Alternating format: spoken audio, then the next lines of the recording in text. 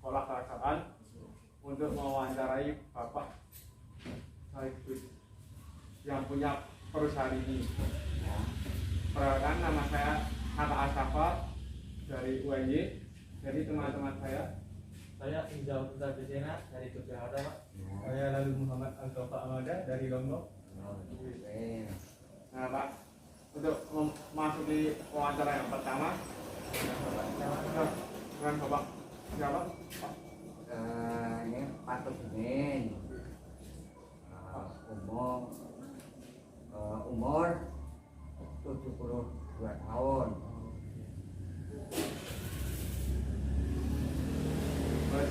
Masuk di pertanyaan pertama, Pak. Kapan berdirinya perusahaan ini, Pak? Berdirinya ini itu kapan? Nah, ini berdirinya rumah kompos Bogor Gading ini tahun 2009. Oh, 2009. Untuk kemudian pertanyaan kedua, latar belakang awal mula usaha ini apa ya? Latar belakangnya di sini satu untuk bikin lapangan pekerjaan, ya. Yang kedua untuk memberi pekerjaan masyarakat maupun anggota di sekitar rumah kompos. Pertanyaan yang ketiga, Pak, mungkin bisa diceritakan secara singkat bagaimana tata cara pengelolaan atau pembuatan pupuknya, Pak? Ya, itu masih dengan tadi ya, ini kita lengkapi. Usaha ini satu harus bisa membaca peluang pasar. Oh, Ya. Kedua bisa memanajemen perusahaan ini. Untuk banget tadi ya. Lantas yang keempat, yang kedua tadi. oh yang kedua,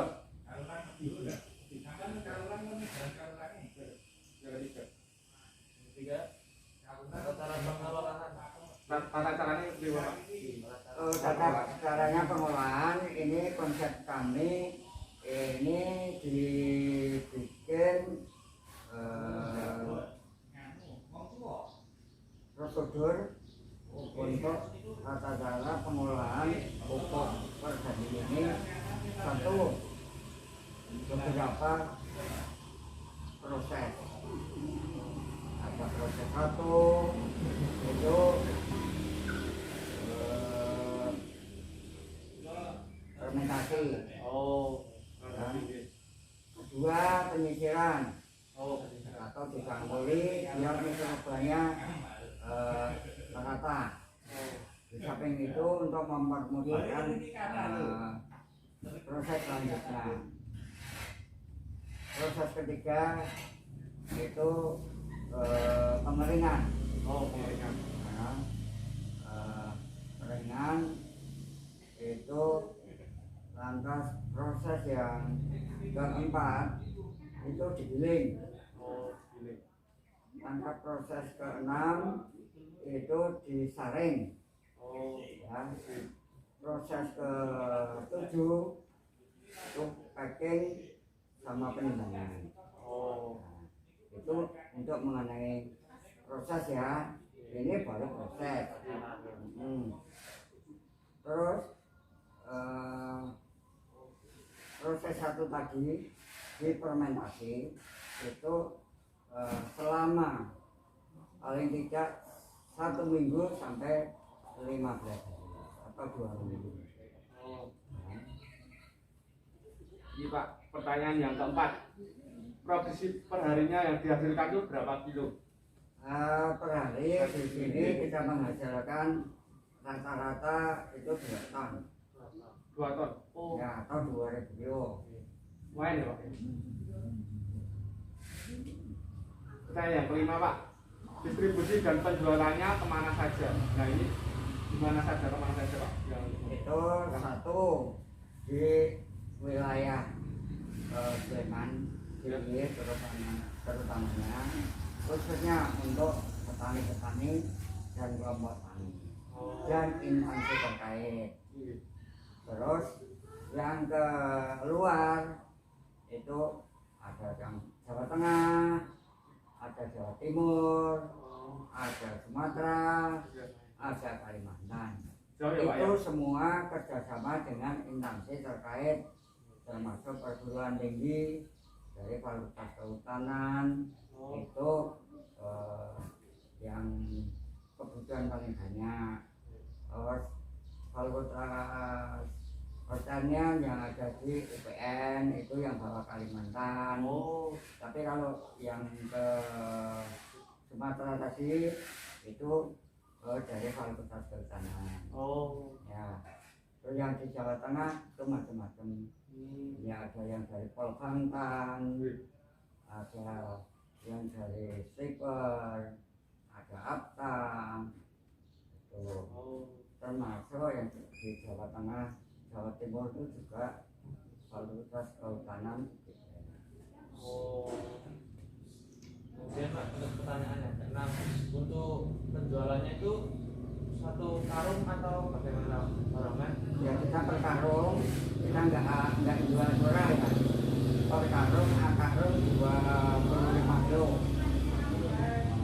Berapa? Kalau yang kotoran kambing, koi kambing itu 1.400 per kilo. Kalau yang dari sapi, kotoran sapi itu 1.000 per kilo. Itu harga di tempat. Pertanyaan selanjutnya Pak, keuntungan yang diperoleh itu per hari apa per bulan Pak? Ya kalau keuntungan itu jangan dihitungkan per hari ya, kan susah kalau ngitung per hari. Hitungnya nanti itu per berapa bulan atau per tahun kan baru kelihatan. Tapi kalau 1-2 bulan kan belum, masih untuk mutar. Karena Tapi kalau pendapatan bagaimana? pendapatan lumayan Bulan ya? ya, karena ini kan sudah kita hitung pakai analisa ya, pakai analisa untuk bahan baku sekian, biaya produksi sekian ya, terus untuk transportasi sekian, terus untuk beli alat bantu, karung dan segala macamnya itu sudah semua terangkum. Terus nanti tinggal cara ngitungnya. Itu nanti lantas semua total pembiayaan ada berapa, biaya produksi segala macam. Terus nanti kita hitung persentase ya, untuk apa itu, untuk keuntungan sekian, untuk biaya marketing sekian, dan jadi itu nanti baru kita bisa hitung hasil bersih.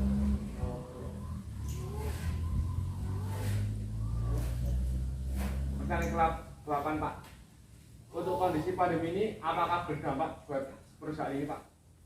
Kalau untuk masalah pandemi ini, alhamdulillah untuk usaha ini berjalan lancar, seperti biasa, malah lebih banyak daripada daripada hari-hari biasa, bulan-bulan biasa. Itu dikarenakan bapak-bapak yang kerja di rumah itu kebanyakan ada yang bukan beralih ya, tapi mencari kegiatan untuk nanam di kebun, atau yang punya sawah nanam sawah, kalau enggak cuma untuk di polybag. Itu kan jadi tetap istilahnya nggak ada dampak kalau mengenai untuk pupuk ini. Yang selanjutnya apa? Kemudian Pak, kalau untuk suka dukanya dalam usaha ini bagaimana? Suka dukanya itu, dukanya dulu ya, dukanya dulu itu ya karena ngerintis usaha ini nggak semudah yang kita bayangkan. Ya, makanya kita harus bisa membaca peluang pasar. Kalau tidak, produksi dulu itu kalau nggak tahu pasar, peluang pasar kan nanti susah. Jualnya mau kemana? Ya kan? Betul. Terus yang kedua, usaha ini kuncinya harus bertahan. Ya, kalau nggak bertahan itu modal habis.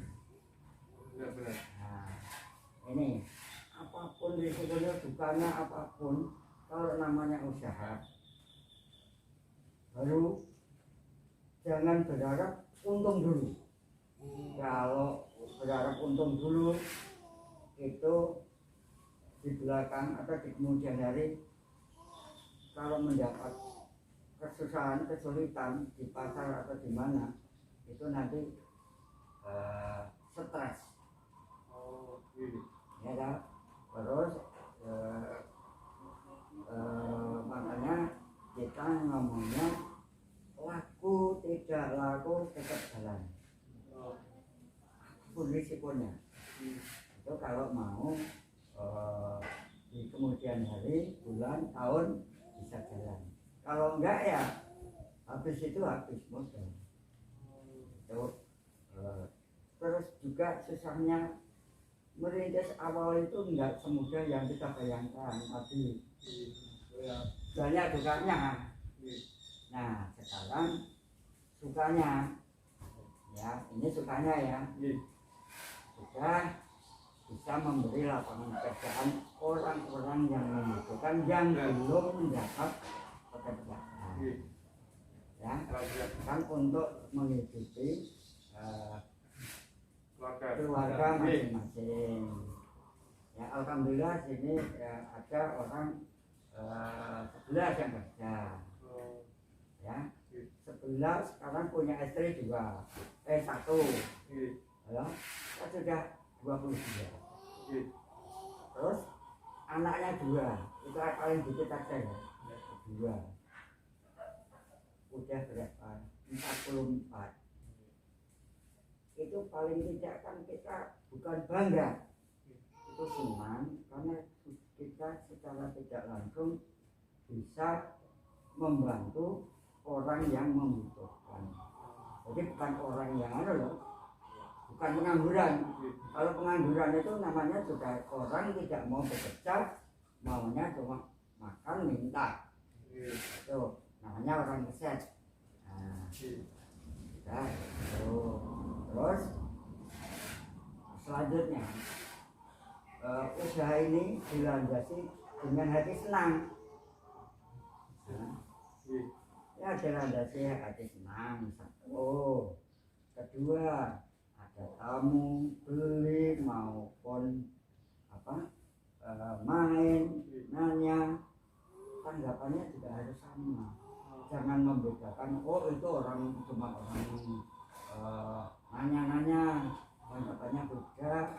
Itu juga nanti orang kan sungkan mau masuk kan nggak mau. Tanggapannya semua harus dengan senyum baik ramah. Kalau mau jalan, ya itu. Terus tambah lagi kan banyak teman, ya banyak dari dinas mana, ya. Terus banyak orang nanya, banyak relasi, itu kan senang, ya. Itu kan berkah. Rezeki itu datangnya bukan dari kita, tapi dari orang lain. Nah, gitu. Jadi ini kunci usaha. Ya. Dan semua harus dimiliki yang baik. Itu senangnya di situ. Ini cara itu melengkapi dengan suka dan duka tadi. Ya. Nah, sukanya itu kalau semua sudah dimiliki yang baik, kan efeknya efek bagus. 1. Untuk kebersihan, lingkungan, orang masuk kan senang, tertarik, kan gitu loh. Ini kunci, ini manajemen ya. Terus kedua kualitas.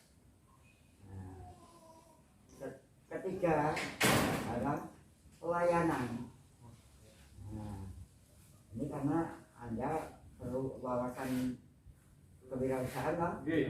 Nah, ini makanya kita lengkapi walaupun adik ini belum belum pertanyaan yang belum sampai situ, tapi ini kita arahkan supaya nanti anak-anak yang itu nanti jawabannya nanti ada pertanyaan yang terakhir. Ya, itu supaya semua itu bisa jadi banyak teman, banyak relasi, itu substannya. Yang terakhir Pak, ini mungkin dapat memberikan nasihat atau pesan buat anak muda dalam berwirausaha. Ya, oke. Pesan saya ya dari rumah kompos tani sendiri. Satu, anak muda sekarang itu masih banyak gengsi. Oh, Ya toh? Satu, banyak gengsi. Kotor seringkali nggak mau. Ada? Ada. Tuh. Nah sekarang kita ngasih semangat. Satu, sudah mempunyai wawasan. Ada? Sudah mempunyai kemauan. Ada? Tapi kalau nggak diniati dengan itu udah ada semangat, sudah ada niat, nekat. oh, nekat. Dengan arti nekat, kalau nggak kita cuma bayang-bayangan, nggak langsung diterjuni atau ditekuni, kita susah. Oleh karena itu, kunci utamanya di situ. Jangan malu, kotor. Sekarang itu karena di sini banyak mahasiswa ya. Ini mahasiswa dari manapun ada. Dari Semarang ada, ya. Dari Polbanten ada, dari UGM ada, ya. Dari Sekitar ada, apa ada, ya. Itu makanya semua kita arahkan ke agribisnis. Betul. Ya caranya sekarang anak-anak muda, mahasiswa ya Mas ya. Ini terutama. Sekarang itu mahasiswa semester 5 atau semester dia sudah nyambi. Ya. Ini wawasan dulu ya. Nyambi dia bertani. Nyambi dia ternak kambing. Itu kan untuk di samping dia untuk pembelajaran, praktek langsung, keduanya untuk membantu orang tua. Nah, itu paling tidak untuk membantu kita sendiri, ya toh. Jadi tidak berbanding orang gitu loh. Iya, kalau punya hasil kan kita untuk ya paling tidak minta orang tua itu ya sebagian adalah kan gitu. Ini biasanya seperti itu ya. Oleh karena itu ini untuk adik-adik mahasiswa dari UNJ, NPM, FN, NY, TPD. Nah itu kami bisa memberi dorongan semangat itu tadi, jangan segan, jangan malu, jangan takut kotor, pokoknya harus kita tekuni.